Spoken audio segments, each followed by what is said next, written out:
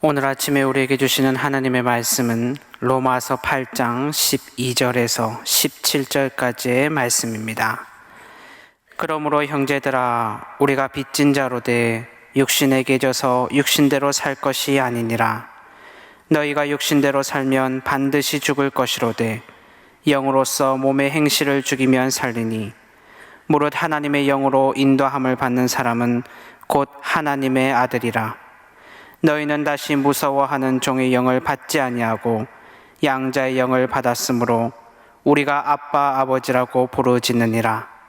성령이 친히 우리의 영과 더불어 우리가 하나님의 자녀인 것을 증언하시나니, 자녀이면 또한 상속자 곧 하나님의 상속자요 그리스도와 함께한 상속자니, 우리가 그와 함께 영광을 받기 위하여 고난도 함께 받아야 할 것이니라.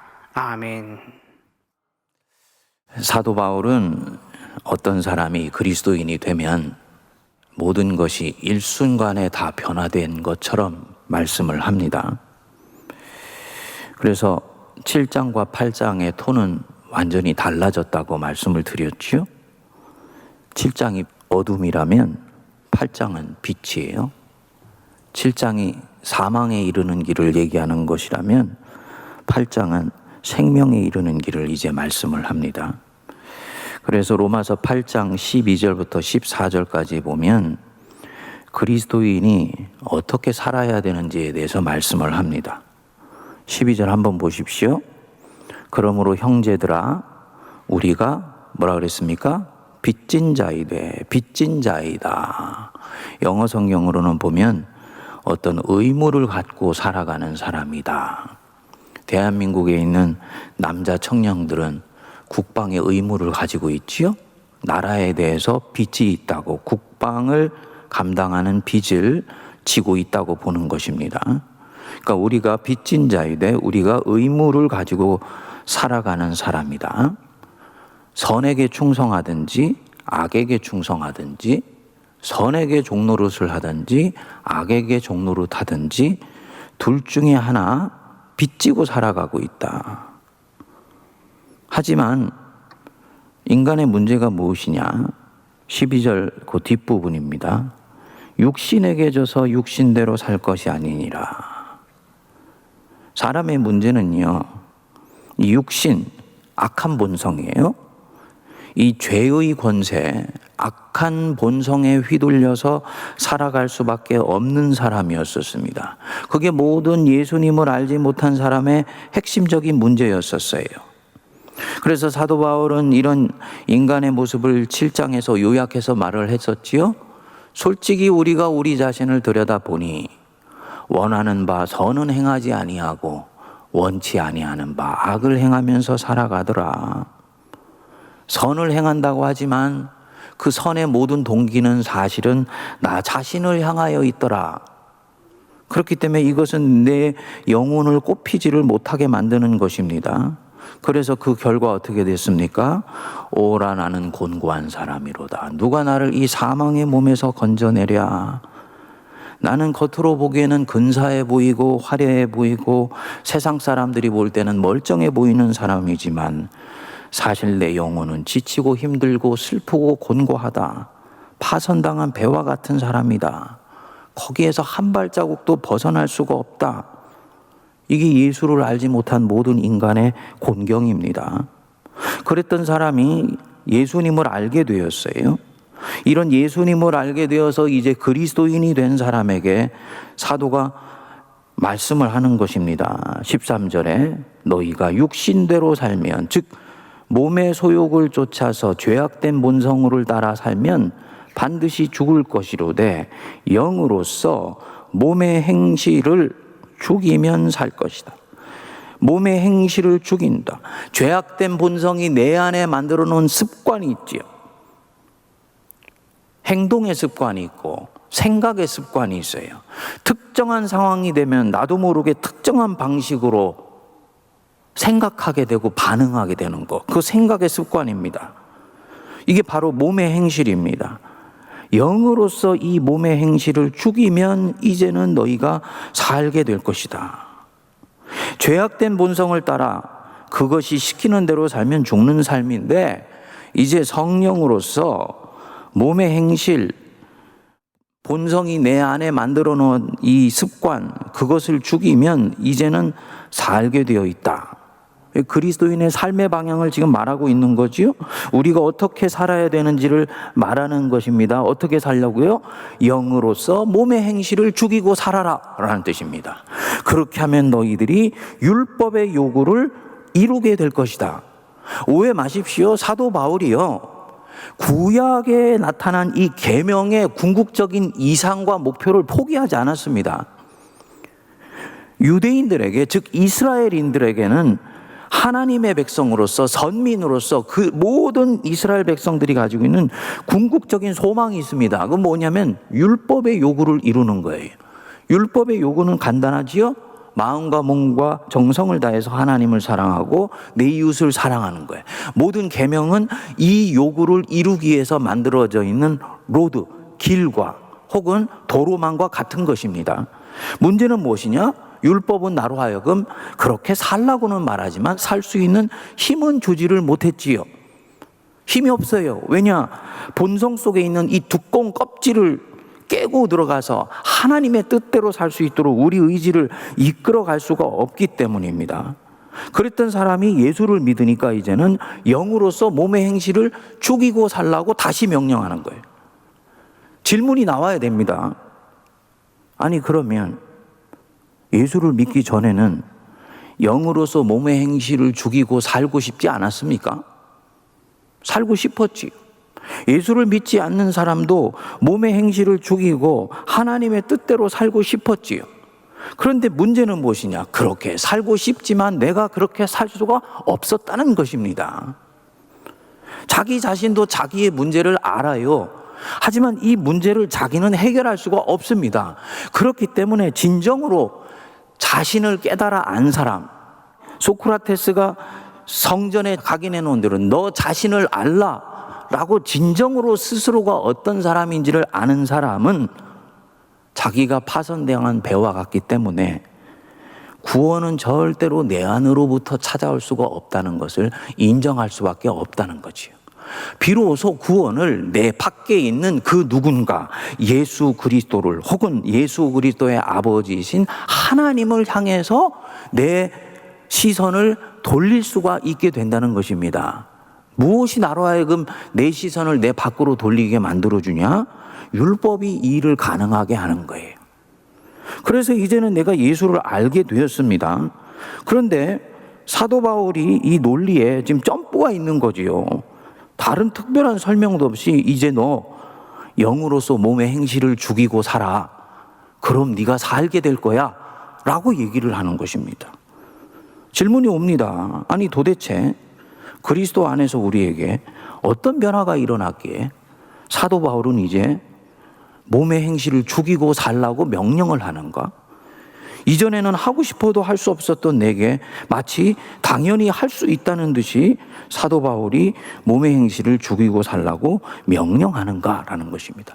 이 부분의 답이 우리에게 주어지지 않으면 사도 바울은 우리에게 그토록 율법의 허망한 부분과 한계에 대해서 얘기하고는 또다시 새로운 율법을 요구하는 것입니다. 이 7장까지가 유대교 율법주의를 얘기한 것이라면 이 문제가 해결되지 않으면 8장부터 이제는 기독교 율법주의를 얘기를 하는 것입니다. 기독교는 율법과는 상관이 없다고 하는데 율법과 상관이 있게 되는 율법주의로 빠질 수밖에 없는 상황이나 사람도 있어요. 반복해서 말씀을 드립니다만 율법은 하라고 해놓고 할 힘은 주지 않는다고 얘기하지 않았습니까? 기독교 신앙을 가졌는데 나한테 하라고는 말하는데 내 영혼을 들여다보니 할 힘은 없다면 그것은 새로운 종류의 율법주의입니다. 저는 이것을 일컬어서 기독교 율법주의라고 말을 하고 싶어요. 그래서 사도 바울은 지금 그 얘기를 하고 있는 거지. 영으로서 몸의 행실을 죽여라. 그러면 네가 살 것이다. 만일에 바울이 그리스도인은 이 문제를 극복했다면 설명은 하고 있지 않지만 그리스도인 안에서 지금 something happened. 무엇인가가 일어난 것입니다. 몸의 행실은 명료합니다. 사도 바울은 그것을 육신의 일이라고 갈라디아에서는 얘기를 했습니다. 육체의 일은 분명하니 음행과 더러운 것과 호색과 우상 숭배와 주술과 원수 맺는 것과 분쟁과 시기와 분냄과 당 짓는 것과 분열함과 이단과 투기와 술 취함과 방탕함과 또 그와 같은 것들이다. 이 육체의 일, 이 몸의 행실, 이제 우리가 넘어설 수 있다라고 얘기를 하는 것이죠. 그렇기 때문에 몸의 행실을 죽이고 살라고 명령하는 것입니다. 자, 그러면 도대체 어떻게 해서 이 일이 가능하냐? 영으로서 몸의 행실을 죽여라. 또다시 성령님이에요. 사도 바울은 또다시 성령입니다. 성령으로서 몸의 행실을 네가 죽일 수가 있다. 그 뜻입니다.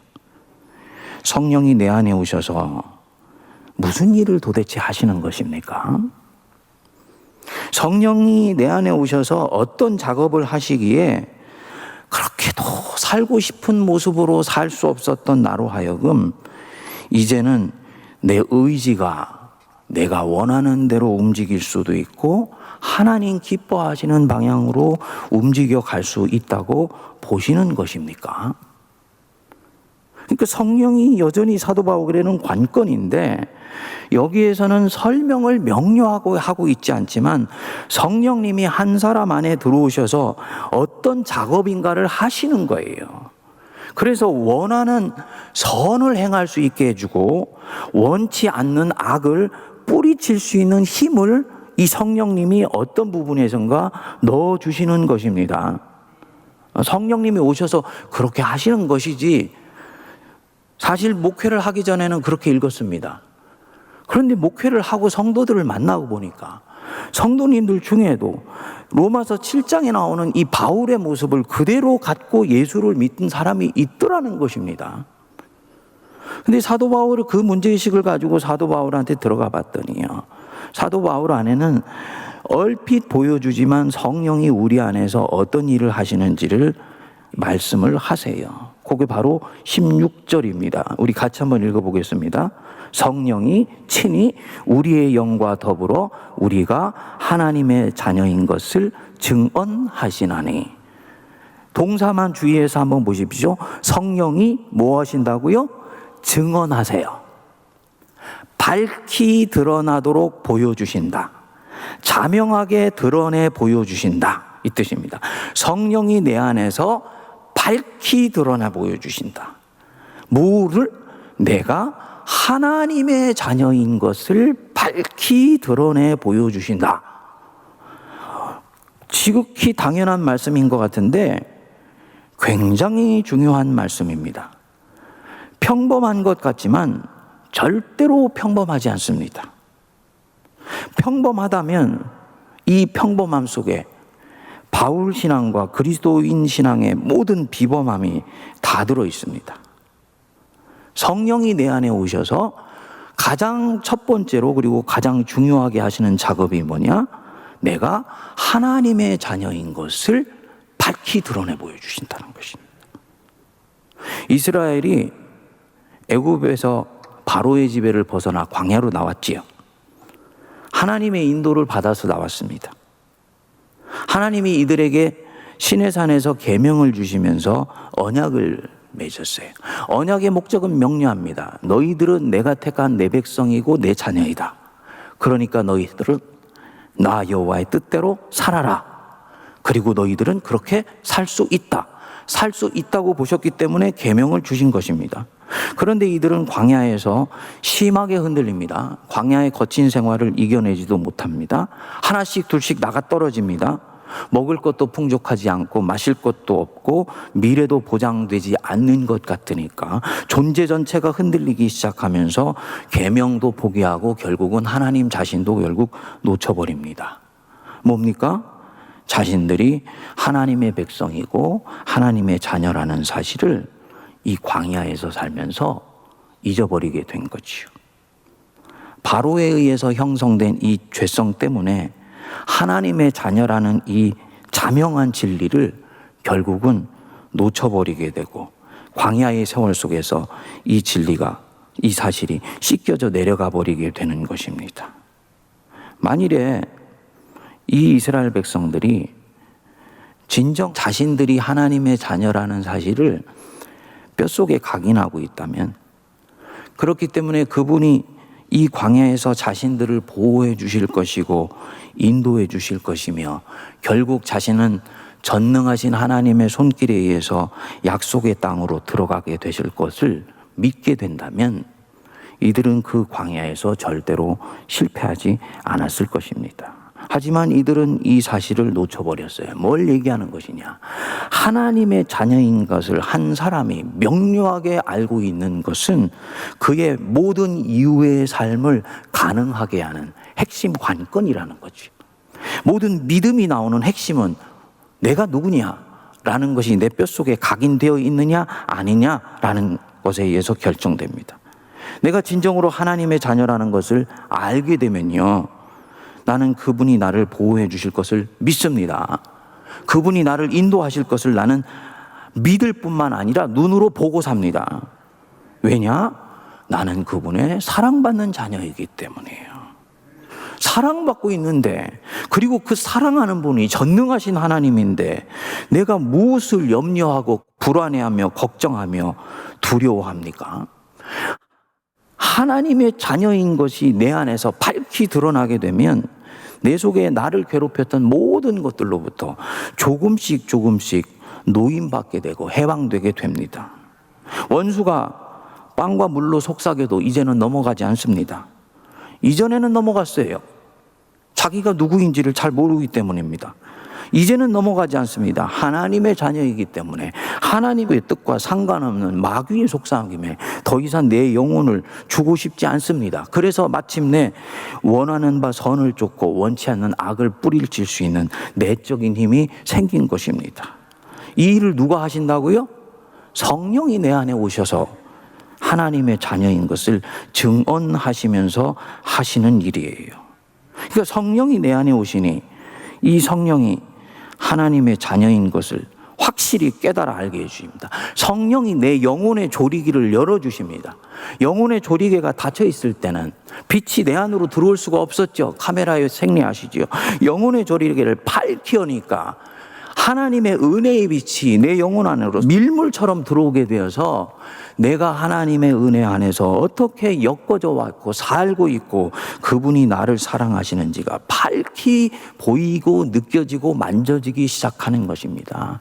비로소 이 십자가의 사랑이 교리적 사랑이 아니고 꿈틀꿈틀 살아 역사는 하나님의 어마어마한 사랑의 고백인 것이 내 영혼에 새겨지기 시작하는 거예요. 그러면 이렇게 하나님의 사랑이 예수님을 통해 밝히 드러나 보여지게 되니까 이제 비로소 주님의 그 사랑 때문에 이전에 사랑했던 것을 하나씩 놓아보낼 수가 있는 것이지요. 온전한 사랑을 만나면 그보다 시덥지 않은 사랑은 포기하고 내려놓을 수가 있습니다. 그토록 삶이 재미가 없어서 어느 날 우연히 못된 친구가 소개해준 마약을 하게 됐습니다. 성도님 심각해 주지 마십시오. 제 얘기 아닙니다. 이 마약을 했더니요, 이전에 느끼지 못했던 재미가 있어요. 우리 이 쾌락이라고 얘기하는 것입니다. 그 쾌락에 흠뻑 젖습니다. 문제는 무엇이냐? 이 쾌락은 한 번 나에게 와서 스쳐 지나가는 것이지 영원히 담보되는 것이 아니에요. 이 쾌락이 끝나면 찾아오는 그 공허함과 허탈감은 또한 견딜 수가 없습니다. 나는 곤고한 사람이다라는 이 바울의 고백은 이 사람의 고백입니다. 그런데 그 맛을 그 뒤에 놓을 수가 없습니다. 왜냐? 기억 속에 각인되어 있는 그 마약을 했던 순간의 쾌락이 나를 자꾸 잡아당기는 것입니다. 원치 않는 바 악을 행하는 이유는 바로 여기에 있는 거예요. 그 마약을 할 때 가졌던 그 희열과 잘못된 쾌락이 나로 하여금 그리로 내 의지를 몰고 가는 것입니다. 마치 자석이 철을 빨아들이는 것과 같아요. 그렇지만 이것은 영속하는 기쁨이 아니기 때문에 나를 조금씩 더 쇠잔하도록 만들어줍니다. 그랬는데 이 사람이 희한하게도 여자 하나를 만났어요. 얼굴도 예쁘고 아주 근사한 잣대지만 마음씨는 더 이뻐요. 자기가 뭐라고 그 마약에서 헤매이고 일어나지 못하는 자기를 너무너무나 사랑하는 것입니다. 그 사랑에 이 사람이 완전히 흠뻑 젖어버리게 됐습니다. 어느 날 여자가 입을 띄워서 자기에게 얘기하지요. 자기야, 내 마음에 소원이 있다. 그 자기 좋아하는 그거 약 들어. 내려놓을 수 없어? 눈물을 흘리며 자기한테 얘기하는데 이 여자가 진심으로 자기를 사랑하고 있다는 것을 또다시 알게 되는 것입니다. 이 친구 그날 그 얘기 듣고 마약을 내려놓을까요? 안 내려놓을까요? 내려놓지요. 내려놓고 싶어집니다. 내려놓아야 되기 때문이 아니고 내려놓고 싶어져요. 이유가 뭐냐? 더 크고 놀라운 사랑, 그것을 만났기 때문에 마약을 사랑하는 그 얕고도 천박한 수준의 사랑은 내려놓을 수가 있게 되는 것입니다. 16절에 성령이 친히 우리의 영과 더불어 우리가 하나님의 자녀인 것을 증언한다. 바로 이 뜻입니다. 증언하면 어떻게 됩니까? 참 사랑을 알게 되니 그 사랑이 나를 변화시키게 되어서 이제는 그 사랑을 주신 분을 위해서 살고 싶어지도록 만들어 가십니다. 예, 그렇기 때문에 이제 원하는 바 선을 행하고 살 수 있는 사람이 된 거예요. 이 사랑 안에 있는 놀라운 기쁨이 있어요. 성도님들, 성도가 그리스도인이 되어서 왜 지속적으로 변화되는 것이 소중하냐면요, 이 변화는 의무나 명령이 아닙니다. 이 변화에는 엄청난 희열과 기쁨이 있습니다. 내 자신이 그리스도인이 되었다라는 건 이제 비로소 하나님의 형상으로 만들어진 온전한 나를 회복하며 그것을 성숙시키는 과정 속으로 들어갔다는 얘기입니다.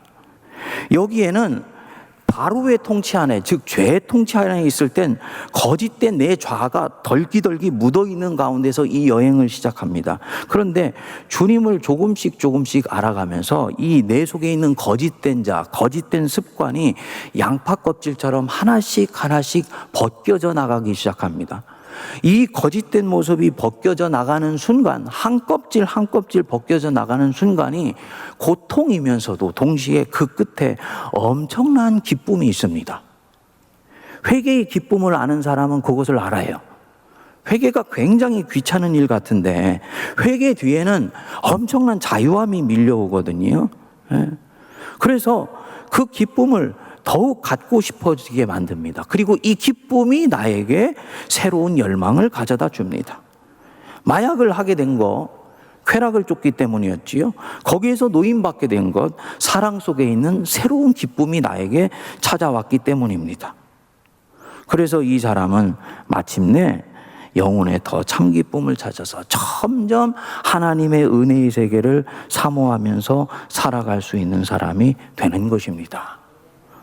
성도님들에게 성령을 우리가 사모하고 받아야 된다고 반복해서 말씀드리는 이유는 이상학 목사가 오순절파이거나 성령 주장자이기 때문이 아니고 사도 바울이 우리에게 가르쳐 주시는 것처럼 성령이 우리에게 오셔서 하시는 이 일이 너무나 크고 놀랍기 때문이에요.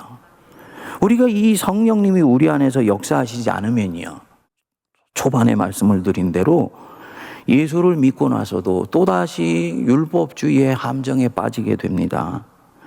유대교 율법주의에서 이 이스라엘 백성들이 기독교 율법주의로 옮겨오게 되는 거예요. 한국 사람 같은 경우는 공자 율법주의에서 기독교 율법주의로 또 옮겨오게 돼요. 표면적으로는요, 교인으로서의 삶이 가능합니다. 목사도 되고 장로도 되고 항존직도 되고 다 될 수 있습니다. 문제는 뭐냐? 사도 바울이 가졌던 7장까지의 문제가 해결이 되지 않았잖아요. 원하는 바 선은 행하지 않고 원치 않는 바 악을 향해서 내달라가던 그 내 속에 있었던 악한 열망이 지금 해결되지 않았지 않습니까? 그렇기 때문에 예수를 믿는 참된 기쁨도 아직 오지 않은 거예요. 그러니까 이 기쁨의 대체물로 또다시 예수를 믿고 다른 무엇인가를 찾아 나가기 시작을 합니다. 그릇된 보상을 찾아갈 수 있는 거지요. 사람의 칭찬을 또 구할 수 있는 거지요. 종교적 명예를 구할 수가 있는 것이지요. 그래서 나도 모르게 결국은 예수를 믿으면서도 주님과는 다른 마음을 가지고 살아가는 안타까운 삶이 올 수가 있다. 이 모든 것을 해결하는 길은 무엇이냐? 성령입니다. 성령이 친히 우리 영과 더불어 우리가 하나님의 자녀인 것을 증언하신다. 이것이 되면 어떻게 됩니까? 이제는 자녀이면 또한 상속자, 곧 하나님의 상속자요 그리스도와 함께한 상속자이니 우리가 그와 함께 영광을 받기 위하여 고난도 함께 받아야 할 것이니라. 바울은 고난 받아야 된다고 얘기하지만 이미 사도 바울이 보실 때는 고난도 기꺼이 받을 수 있는 사람이 되었습니다. 나를 사랑하신 하나님의 십자가의 사랑을 내가 알고 깨닫고 감동하고 그 사랑에 의해서 완전히 감전된 새로운 존재가 되었기 때문이에요. 그래서 지난주 사도행전 5장 말씀처럼 그리스도의 이름을 위하여 능욕을 받게 합당한 자로 여기심을 기뻐하면서 오히려 성전 앞을 떠나는 전혀 새로운 종류의 사람이 가능한 것입니다. 주님이 주시는 이 은혜의 부요함과 풍성함 마음껏 누리는 우리 성도들 되시길 바랍니다.